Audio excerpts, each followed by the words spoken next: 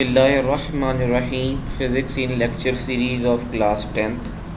Chapter number 2 Sound. Today's topic is noise pollution, importance of acoustics, difference between pleasant and unpleasant sound, safe level of sound and their factors, acoustic protection and audible frequency range. If you don't subscribe our channel, please go and subscribe the red button and also press the bell icon. If you don't see our previous videos about chapter number 2 sound and also simple harmonic motion and waves, go and watch these videos. I put the link of these videos in card and also in description. Thanks for watching. Let's start today's lecture. Watch full lecture. Thanks.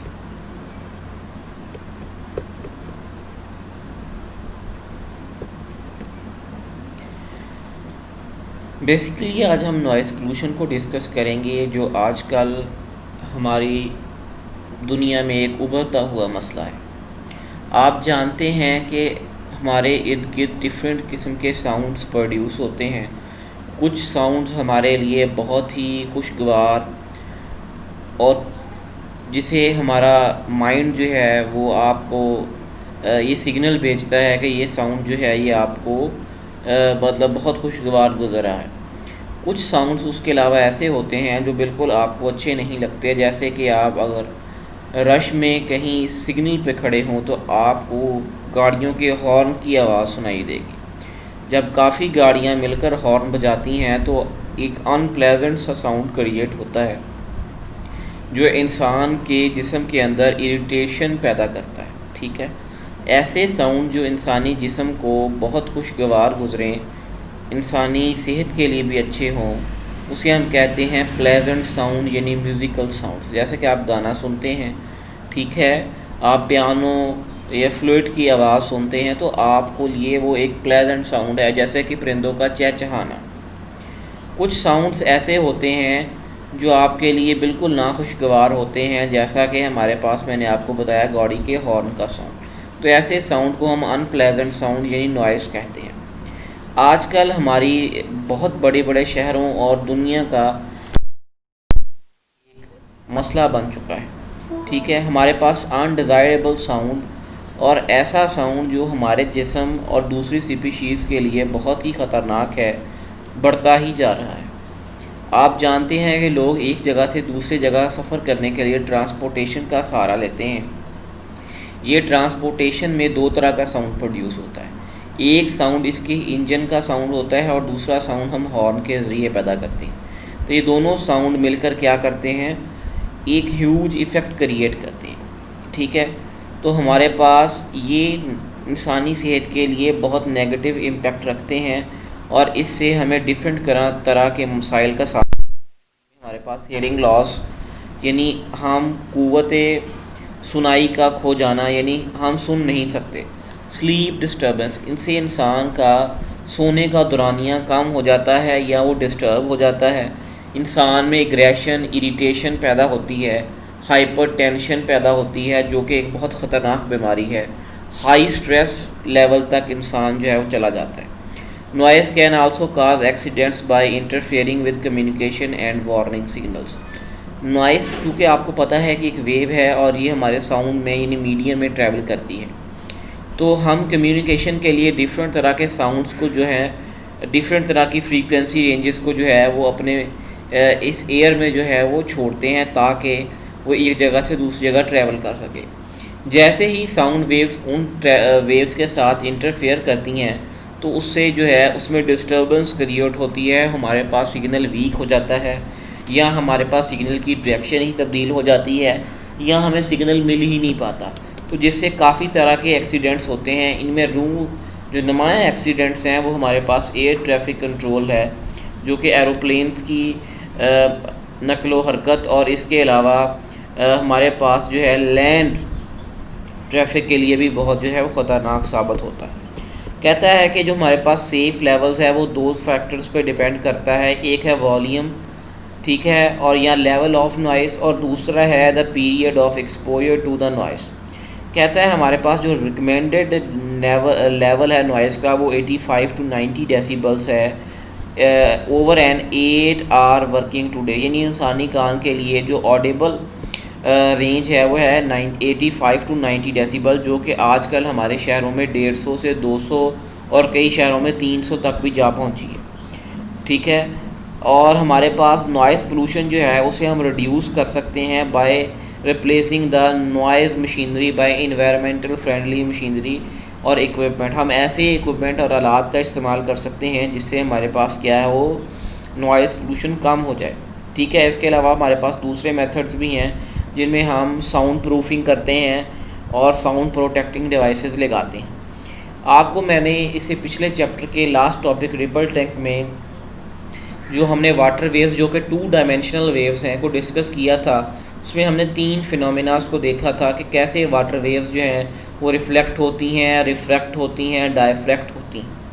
आज हम जो है 4 तरह के फिनोमेनास जो कि 3 dimensional sound waves के साथ जुड़े हुए हैं, आज हम उन्हें देखेंगे कि ये फिनोमेनास कहते हैं। 3 फिनोमेनास तो बिल्कुल वैसे ही जैसे कि वाटर वेव्स परफॉर्म करती है वैसे ही वकूफ़ पज़ीर होते हैं, जबकि एक हमारे पास नया फिनोमेना इसमें ऐड होगा जिसे हम कहते हैं अब्सॉर्प्शन। सबसे पहले हम रिफ्लेक्शन को देखते हैं। मैंने आपको इससे पिछले लेक्चर में बताया था कि जब साउंड एक मीडियम से दूसरे मीडियम में ट्रैवल करती है तो दूसरे मीडियम में जाने से पहले उसे ख़ास एंगल पर टकराती है और बाउंस बैक हो जाती है।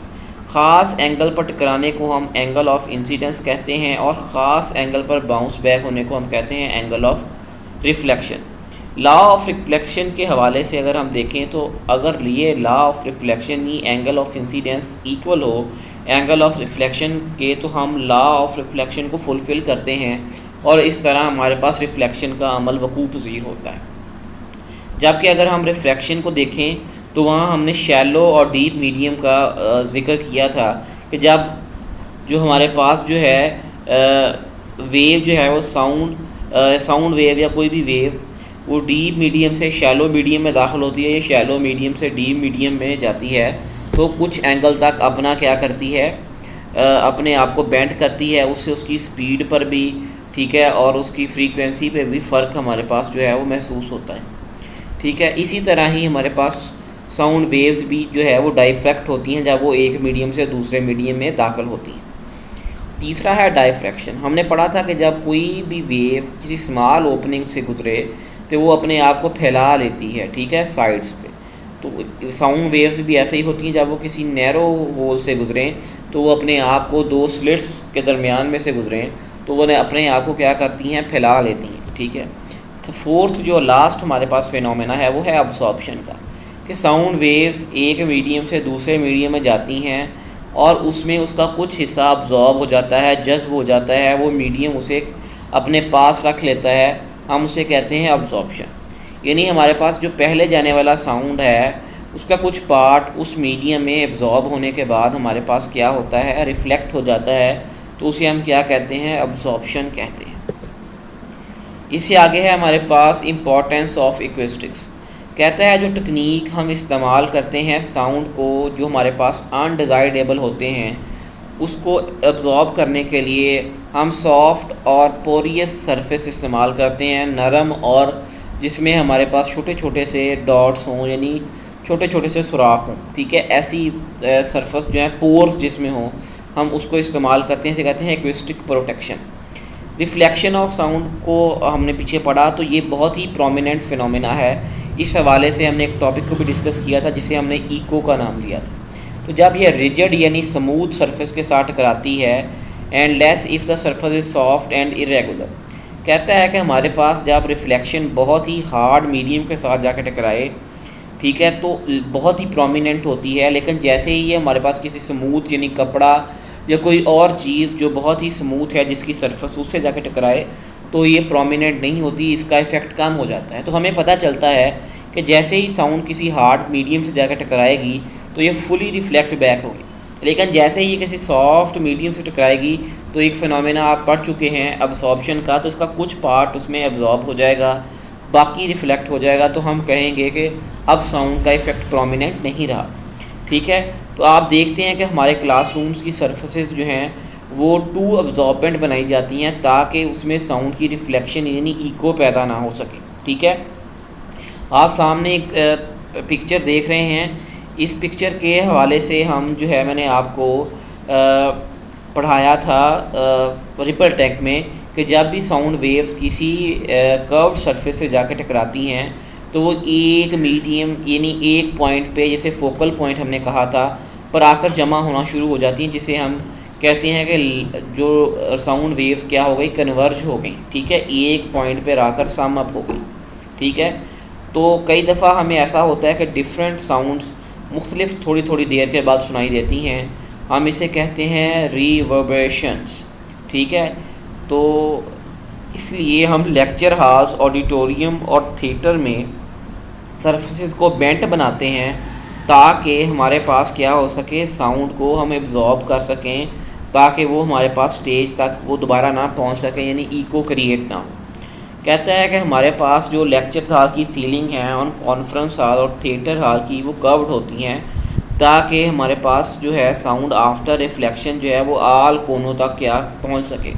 ठीक है, आगे है the range of frequencies which a human ear can hear is called audible frequency range. ऐसी फ्रीक्वेंसी रेंजेस जो इंसानी कान सुन सके के लिए सेहतमंद हों उसे हम कहते हैं ऑडिबल फ्रीक्वेंसी रेंजेस। हमारा कान जो है वो 20 हर्ट्ज से लेकर 20,000 हर्ट्ज तक की फ्रीक्वेंसी को सुन सकता है। अगर इससे कम और इससे ज़्यादा फ्रीक्वेंसी की साउंड हो तो हमारे कान के लिए जो है वो क्या होती है, वो उसे इफ़ेक्ट करती है, दर्दनाक साबित होती है। ठीक है, तो ये कान की हेल्थ पे भी डिपेंड करता है कि वो कितनी फ्रीक्वेंसी को क्या है सुन सकती है। उम्मीद करता हूँ कि आपको आज के लेक्चर में काफ़ी कुछ सीखने को मिला होगा। अगर आपने अभी तक हमारा चैनल फिज़िक्स इन सब्सक्राइब नहीं किया तो प्लीज़ जाएँ, नीचे रेड कलर के सब्सक्राइब बटन को दबाएँ और साथ आके बेल आइकन को लाजमी प्रेस कीजिएगा ताकि हमारी आने वाली वीडियोस जो हैं वो आपके नोटिफिकेशन बार में आपको मिलती रहें। वीडियो को ज़्यादा से ज़्यादा लाइक कीजिएगा, शेयर कीजिएगा और अपना फ़ीडबैक कमेंट सेक्शन में हमें लाजमी दीजिएगा। अल्लाह ताला आपका हामी नासिर हो। खुदा